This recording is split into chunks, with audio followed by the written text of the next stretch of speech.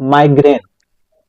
Migraine एक तेज धड़कन वाला सिर दर्द है जो सिर के एक तरफ से होता है और मछली, उल्टी और प्रकाश ध्वनि के प्रति संवेदनशीलता जैसे लक्षणों के साथ आता है।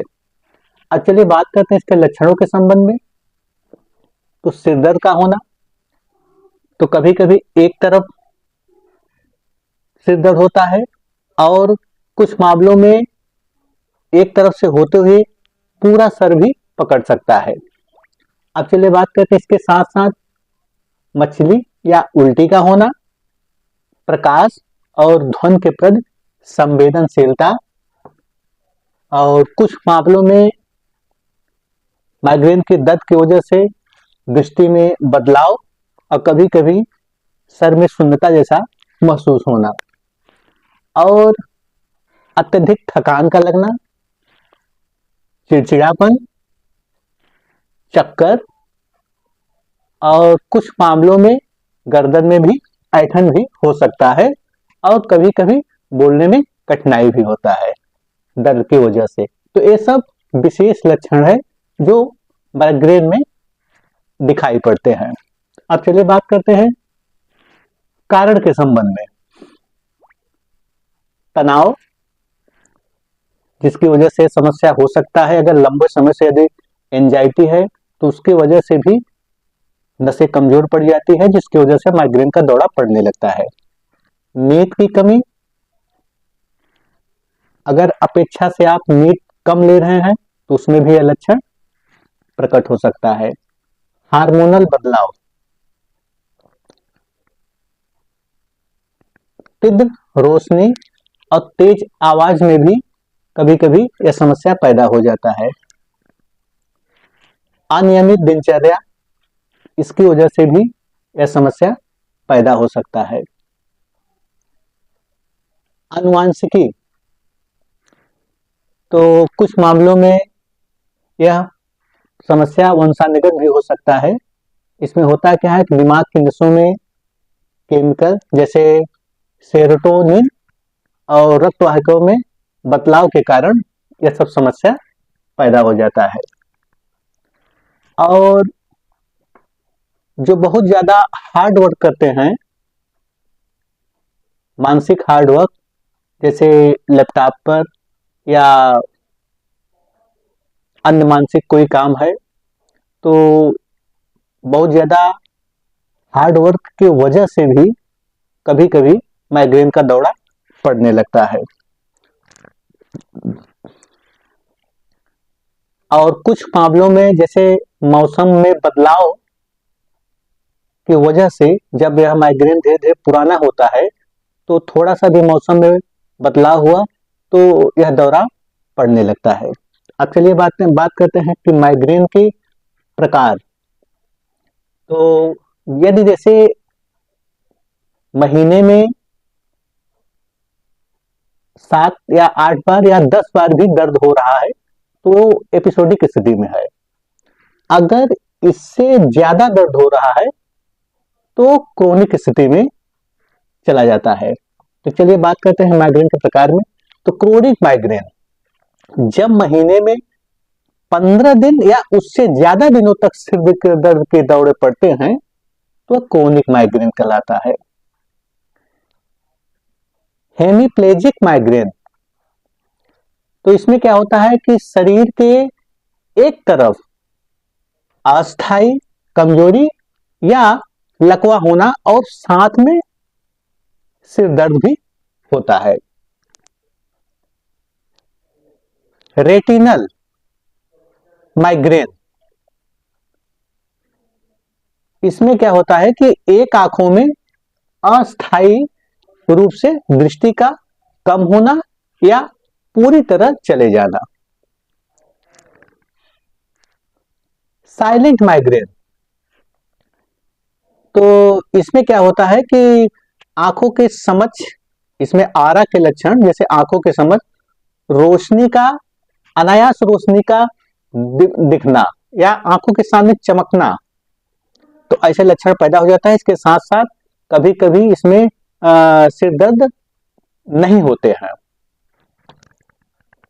और रेसिलर माइग्रेन, तो यह माइग्रेन एक दुर्लभ प्रकार का है जो ब्रेन स्टेम को प्रभावित करता है और बोलने या संतुलन बिगड़ने जैसा लक्षण पैदा करता है। स्टेटस माइग्रेनोनस, यह एक गंभीर प्रकार का सिर दर्द है और यह दर्द 72 घंटे से ज्यादा समय तक रहता है और बहुत ज्यादा मछली और उल्टी होता है। और एक होता है मासिक धर्म माइग्रेन, जिसे मेंस्ट्रुअल माइग्रेन कहते हैं। तो यह महिलाओं में मासिक धर्म से जुड़ा होता है जो हार्मोनल उतार चढ़ाव के कारण होता है। और एक होता है एब्डोमिनल माइग्रेन, ये ज्यादातर बच्चों में दिखाई पड़ता है और जिसमें भी पेट दर्द और मछली जैसे लक्षण पैदा होते हैं। इसमें सिर दर्द बिल्कुल भी नहीं होता है। तो ये तो हुई बच्चों की बात। अब चलिए बात करते हैं कि यदि माइग्रेन जैसी समस्या पैदा हो रहा है और बार बार आपको दवा लेना पड़ रहा है और एंटासिड जैसे कि उल्टी और मछली संबंधित दवा लेना पड़ रहा है, गैस का दवा लेना पड़ रहा है, तो जैसे जैसे यह पुराना होता है तो माइग्रेन की समस्या धीरे धीरे बढ़ने भी लगता है। अगर वो कभी कभी ऐसा होता है कि जैसे मान लीजिए कि महीने में एक आध बार आ रहा है, लेकिन जैसे जैसे यह पुराना होगा इस पर आप ध्यान नहीं देंगे तो यह हफ्ते में होने लगेगा। फिर थोड़ा सा भी अनियमित आपका रूटीन बदला तो तुरंत सिर का दौरा चालू हो जाएगा। तो कोशिश करें कि बहुत ज्यादा आपको दवा न लेना पड़े, बहुत ज्यादा पित्त और गैस संबंधित दवा न लेना पड़े, क्योंकि जितना ज्यादा आप दवा लेंगे तो धीरे धीरे आप दवा के बिल्कुल आदी न हो जाए। तो कोशिश करें कि आपको दवा कम से कम लेना पड़े और पहली चीज कि बिना डॉक्टर के परामर्श से डॉक्टर के परामर्श के अनुसार ही दवा ले, खुद अपने से दवा लेने की कोई भूल न करें। और इसमें अगर माइग्रेन जैसी समस्या पैदा हो रहा है और मान लीजिए कि दर्द तेज है, तो आप ऐसा नहीं है कि दवा बिल्कुल नहीं लेना है, दवा आप ले सकते हैं, लेकिन पेन किलर का दवा डेली लेने का भूल इसमें नहीं करना है। और बहुत ज्यादा मछली या उल्टी का भी दवा डेली लेने का भूल न करें। अगर वह कभी कभी हो रहा है तो आप दवा ले सकते हैं अपने डॉक्टर के परामर्श के अनुसार। अब चलिए बात करते हैं, यदि ऐसी समस्या पैदा हो रहा है तो पहले उनको, ऐसे लोगों को अपने डाइट पर विशेष ध्यान देना चाहिए। तो उसमें करना क्या है कि सुबह के वक्त डेली एक सेब का सेवन करें, क्योंकि ज्यादातर लोग सुबह होते ही पहले चाय का ही लेना शुरू करते हैं। तो ऐसे लोगों को कोशिश करें कि चाय अपना बाद में लें, पहले कोशिश करें कि एक सेब लें। उसके आधे घंटे के बाद भीगा हुआ मूंग, चना, इसे आप आधी कटोरी लीजिए, सलाद के साथ भी ले सकते हैं और कभी कभी आप गुड़ के साथ भी ले सकते हैं। यदि आप शुगर के पेशेंट नहीं हैं तो आप गुड़ के साथ लीजिए, यदि हैं तो न लीजिए। और कम से कम आधी कटोरी जरूर ले और नियमित ले। और उसके 1 घंटे के बाद आप भोजन लीजिए। भोजन में आप गेहूं का रोटी और बीच बीच में आप जौ का भी रोटी ले सकते हैं और हरी सब्जी के साथ, और एक टाइम आप मूंग का दाल अपने डाइट में जरूर शामिल करिए। बीच बीच में आप हफ्ते में एक आध बार आप जौ का भी दलिया ले सकते हैं और सत्तू का भी सेवन करिए। और इसके भोजन के 1 घंटे के बाद अपना जो नियमित वर्क आप करते हैं उसको करिए। और शाम को 4 से 5 के बीच में या 3 से 6 के बीच में कम से कम एक बार आप फल का जूस या नारियल पानी, तो डेली अपना एक रूटीन बना दीजिए कि शाम के वक्त आप वो डेली या तो फल का जूस लीजिए या तो नारियल पानी लीजिए। तो नारियल पानी बहुत बेस्ट है, अगर आप इसे लेना पसंद करते हैं तो इसको लीजिए। अगर जो शुगर के पेशेंट हैं वे बहुत ज्यादा मीठे फलों का जूस ना ले। और शाम को कोशिश करें कि 8 के पहले अपना भोजन ले ले, क्योंकि आप जितना देर करेंगे उतना ज्यादा पेट की समस्या और माइग्रेन की समस्या बढ़ सकता है। इसलिए कोशिश करें कि ज्यादा लेट से भोजन न लेना पड़े, क्योंकि आप लेट से भोजन करेंगे तो वह ठीक तरह से पचता नहीं है। इसलिए कोशिश करें कि 8 से पहले अपना भोजन ले ले। लेकिन शाम के वक्त आपको क्या करना है कि जितना भूख लगे उससे एक रोटी आप कम लीजिए। और शाम के वक्त आप हल्का भोजन लीजिए और कभी कभी बीच में आप खिचड़ी का भी सेवन कर सकते हैं। और उसके आधे घंटे के बाद थोड़ा सा टहलिए और उसके बाद कुनकुना दूध लीजिए। बहुत ज्यादा गर्म दूध ना हो, क्योंकि गर्म दूध आप ज्यादा लेंगे तो माइग्रेन वाले पेशेंट का पेट पहले से ही हल्का हीट होता है, क्योंकि माइग्रेन की वजह से पित्त और गैस की समस्या ऑलरेडी बनने लगता है। तो कोशिश करें कि बहुत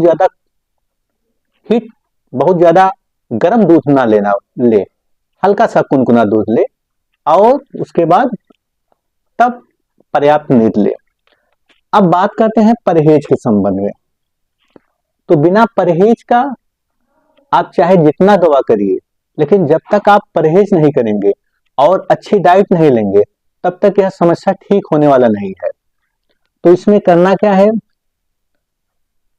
अधिक खट्टा, चिकना, मसाला, अब बहुत ज्यादा चीनी, इन सब चीजों से परहेज करना है। और तंबाकू, शराब, स्मोकिंग, इस सब चीजों से बिल्कुल परहेज करें। यदि आप चाय काफी लेना पसंद करते हैं तो बहुत ज्यादा ना ले, कम से कम कोशिश करें कि आपको एक आध बार ही चाय और काफी लेना पड़े, बहुत ज्यादा नहीं लेना है। क्योंकि बहुत ज्यादा चाय काफी पीने से भी एसिड बढ़ जाता है पेट में, और जिसकी वजह से जब भी एसिड बढ़ेगा तो उसकी वजह से जहां पेट में गर्मी बढ़ा तहां सिर का दौरा चालू हो जाएगा। तो कोशिश करिए कि बहुत ज्यादा चाय काफी आपको न लेना पड़े। अब चलिए बात करते हैं उपाय के संबंध में। तो जब भी माइग्रेन का दर्द उठे तो पहले कोशिश करें कि हल्की सर का मालिश करें और उसके बाद पर्याप्त नींद ले। और पुदीना का तेल, अगर यह दर्द उठ रहा है तो सर में पुदीना का तेल लगाने से भी आराम मिलता है। और यदि दर्द है तो कभी कभी कैफीन का भी आप सेवन कर सकते हैं, लेकिन बहुत ज्यादा मात्रा में नहीं। और जब दर्द उठे तो तत्काल ठंडे पानी से नहीं धोना है, हल्का कुनकुने पानी से अपना हाथ पैर और मुंह को धोए और स्नान करे। और एक तेल और आता है लेवेंडर तेल, तो चाहे आप पुदीना का तेल का इस्तेमाल करिए चाहे लेवेंडर का तेल, दोनों तेल अच्छा होता है, इसे आप अपने इस्तेमाल कर सकते हैं। यदि आप नियमित इन सब चीजों का ध्यान रखेंगे तो अपने अच्छे डाइट का और परहेज करेंगे तो धीरे धीरे, क्योंकि एक दिन में शांत होने वाली समस्या नहीं है, धीरे धीरे यह समस्या जब आप नियमित अपने डाइट पर, अपने परहेज पर ध्यान देंगे तो यह धीरे धीरे रोग शांत होने लगता है। और इसके साथ साथ आपको योग बेहद जरूरी है। तो इसमें करना क्या है कि कम से कम आप डेली 15 से 20 मिनट का ध्यान जरूर करें, और ध्यान को खाली पेट करना है। और इसके बाद आप नाड़ी शोधन करिए, जिसे हम अनुलोम विलोम कहते हैं। तो बहुत देर तक नहीं करना है, ज्यादा से ज्यादा 4 से 5 राउंड आप जरूर करिए। और हो सके तो आप ठंड के समय आप सूर्य नमस्कार करिए, और गर्मी के मौसम में आप चंद्र नमस्कार करिए, क्योंकि सूर्य नमस्कार और चंद्र नमस्कार योग करने से आपकी नाड़ी दुर्बलता दूर होता है। और इससे एक बहुत बड़ा बेनिफिट होता है कि आपकी नसों की दुर्बलता भी दूर होगा, और पेट आपका डाइजेशन बढ़िया होगा, भोजन अच्छे से पचेगा। तो इसलिए आप योग जरूर करें, और नियमित सुबह के वक्त कम से कम 20 मिनट आप जरूर टहलें। अगर इसके बावजूद भी यह समस्या नहीं ठीक हो रहा है तो आप अपने डॉक्टर से संपर्क करें। इसे छुपाए न, या